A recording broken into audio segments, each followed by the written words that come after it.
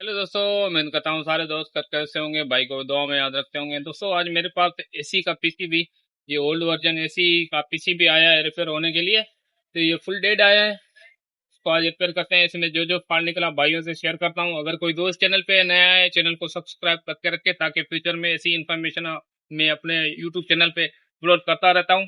ठीक है दोस्तों, और साथ साथ लाइक भी किया करो। ठीक है, तो चलते हैं फॉल्ट की तरफ। दोस्तों ये है पीसीबी एसी का बोर्ड जो बिल्कुल डेड आया था। तो अभी इसमें 220 देखते 220 देते हैं इनपुट। 220 मैंने जैसे इनपुट इसमें लगा दी, देखो 220 इनपुट दे दी। इसमें ये डायल पड़ा हुआ है, कुछ भी वर्किंग इसमें नहीं है। जैसे सप्लाई इसमें आ नहीं रही, मेरे को सप्लाई तो इसमें बिल्कुल आ रही है। इसका फ्यूज भी मैंने चेक किया, वो भी ठीक है। तो अगर आपके पास अगर ऐसा कोई पीसीबी है, अगर आप एसी रिपेयर करते हो, तो फर्स्ट में आपको कौन सी चीज़ चेक करनी चाहिए।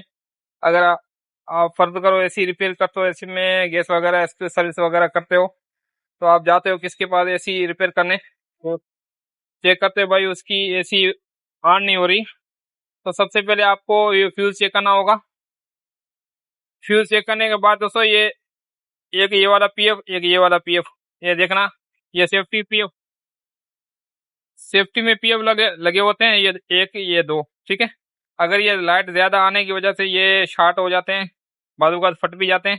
तो अगर फ्यूज खराब हो तो ये सेफ्टी पीएफ पे लाजमी चेक करना। अगर शॉर्ट बता रहा है या फटा हुआ हो तो आपको चेंज करना पड़ेगा।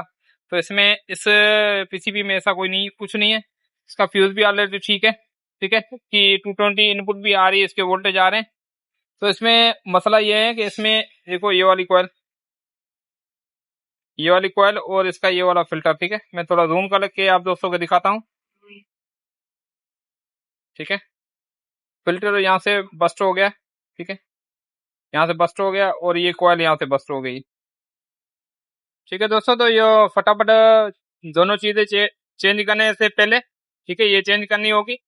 और उसके बाद ये ड्राइवर चेक करना होगा। एक एक ड्राइवर, 4 ड्राइवर लगे हुए हैं ब्रिज, तो इसमें से कोई एक ड्राइवर भी शॉर्ट हो गया होगा तो ये नहीं चलेगा, ठीक है। तो फटाफट ये दोनों चीजें चेंज करते हैं और उसके बाद ये ड्राइवर लाजमी चेक करने होंगे। अगर सही बता रहा है तो ठीक है, अगर कोई शॉर्ट बता रहा है तो चेंज कर देना, ठीक है। तो फटाफट मैं इसको चेंज कर लेता हूँ, उसके बाद चेक करते हैं इसी का पीसीबी रेडी होता है या नहीं। जैसे दोस्तों इसका फिल्टर भी ऑलरेडी फटा हुआ था, ये एनटीसी कॉइल भी फटी हुई थी। जो ये डायोड और ये डायोड दोनों शॉर्ट थे, ये दोनों सही बता रहे, तो ये दोनों डायोड लगाएंगे और एनटीसी कॉइल और ये फिल्टर लगाएंगे, इंशाल्लाह अपना पीसीबी रेडी हो जाएगा। ये तो दोस्तों पीसीबी बोर्ड हो गया रेडी। तो इसमें कौन कौन चीज खराब थी, एक तो ये आईसी खराब थी इसकी, ठीक है। इसके बाद ये मुझे रेक्टिफायर जो मैंने आप दोस्तों को बोला बताए थे, इसके रेक्टिफायर खराब थे, ये 3 खराब थे, एक सही था इसका ये वाला। और ये एंटी कॉइल और ये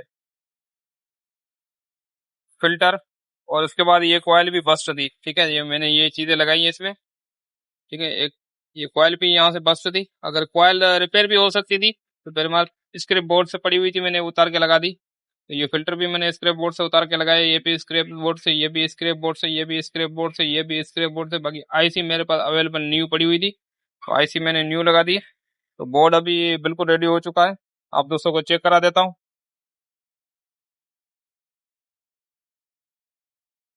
ठीक है। बिल्कुल ओके हो चुका है, देखो पैनल इसका आ गया और ये ऑपरेट भी कर रहा है। लोड वगैरह सारा मैंने चेक कर लिया। उम्मीद है तो आप दोस्तों को वीडियो अच्छी लगी होगी। अच्छी लगे तो लाइक करना, दोस्तों से शेयर करना। मिलते हैं नेक्स्ट वीडियो के साथ, तब तक अपना ख्याल रखना, भाई को दुआ में याद। थैंक्स फॉर वॉचिंग, अल्लाह हाफिज़।